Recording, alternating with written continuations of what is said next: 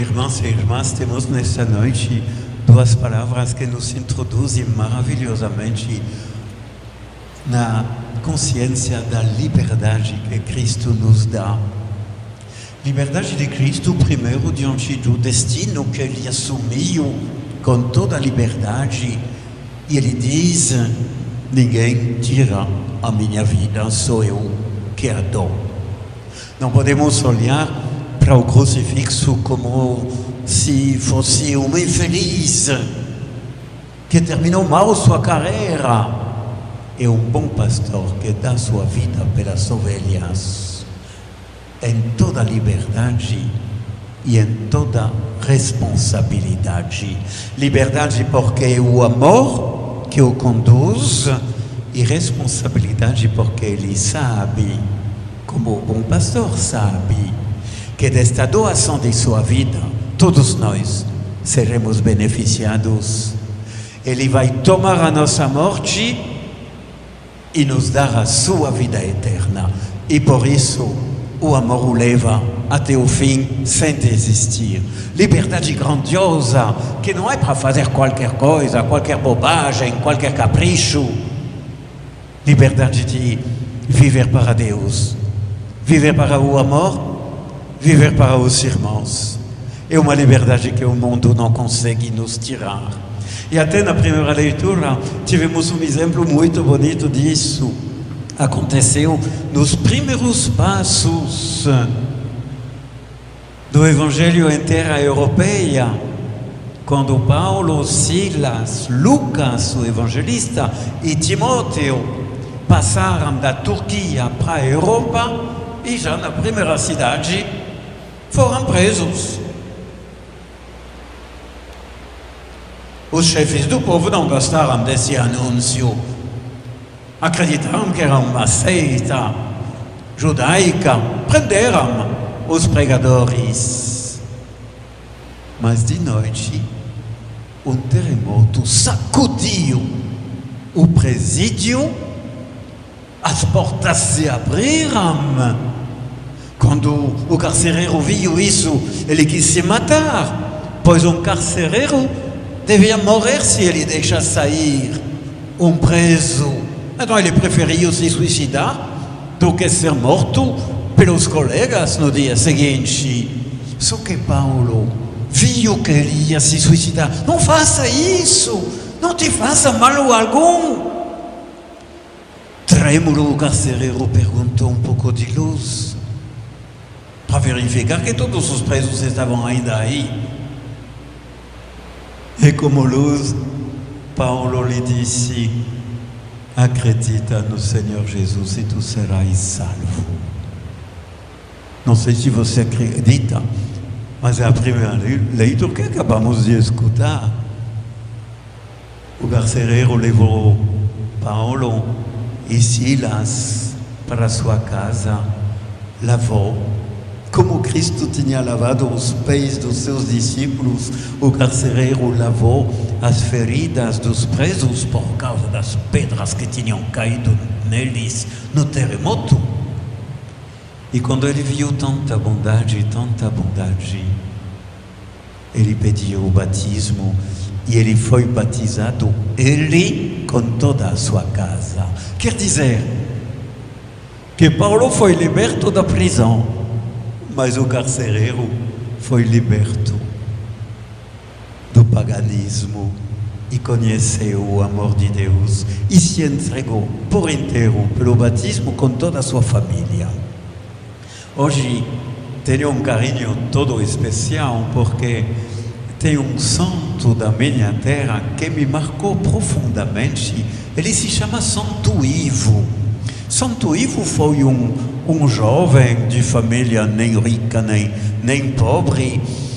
Ele foi enviado fazer estudos na faculdade de Paris nos anos de 1260. Mas a faculdade, a universidade já existia.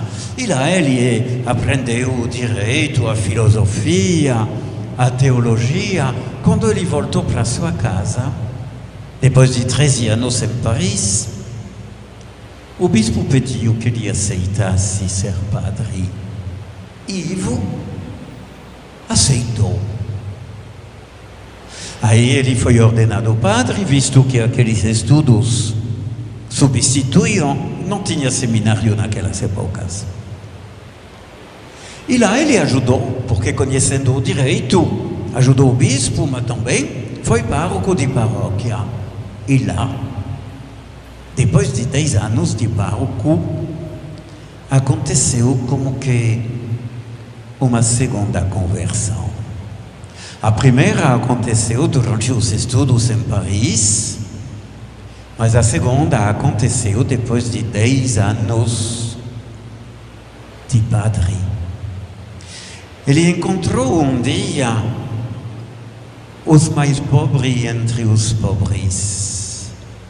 Ele compreendeu a vida deles e ele decidiu de se entregar totalmente aos mais pobres entre os pobres. Ele abriu sua casa paroquial para acolher, os hospitais não existiam ainda, para acolher os vagabundos, os rodados, os excluídos da sociedade medieval. E ele começou a dividir seus bens entre eles, ajudando, cuidando. Ele continuou como juiz ou advogado. Já era chamado de advogado dos pobres, pois ele sempre exercia sua função de graça. Para os pobres tudo era de graça. Ele tinha uma só palavra na boca: eu te ajudarei. De graça. Por Deus. Se tornou um pouco o lema dele: de graça. Por Deus, te ajudarei. Era muito procurado pelos pobres por causa disso, especialmente quando era preciso ser juiz ou advogado.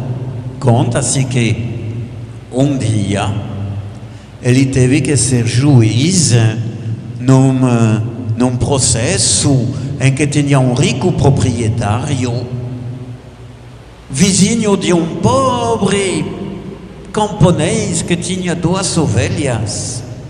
E um dia, o rico proprietário fez um churrasco no seu sítio e o pobre, coitado, estava do outro lado do muro, respirando o cheiro do churrasco. E se enchia quanto podia, porque ele não tinha nada para comer.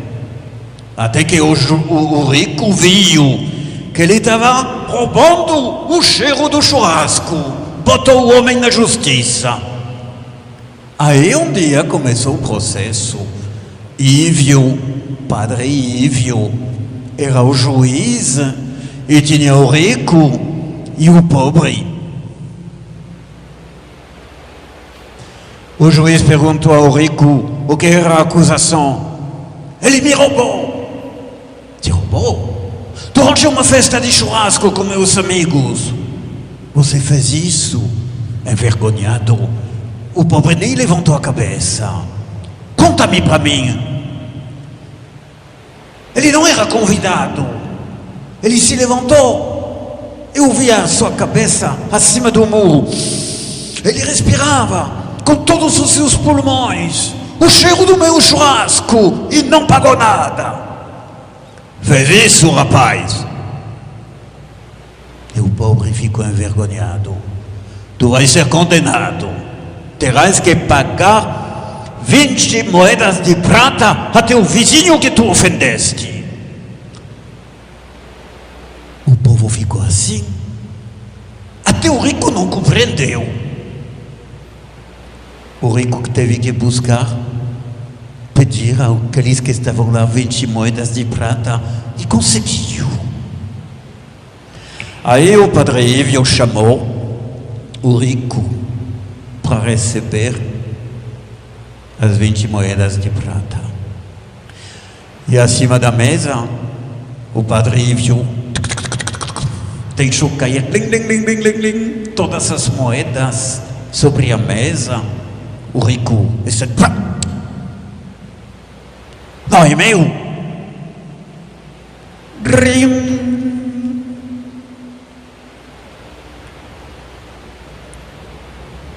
Ele te roubou, roubando o cheiro.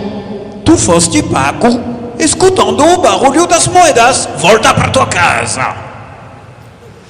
E foi assim que aos poucos Santo Ívio se tornou o santo tão amado pelo povo da minha terra, o pai dos pobres, o advogado dos pobres.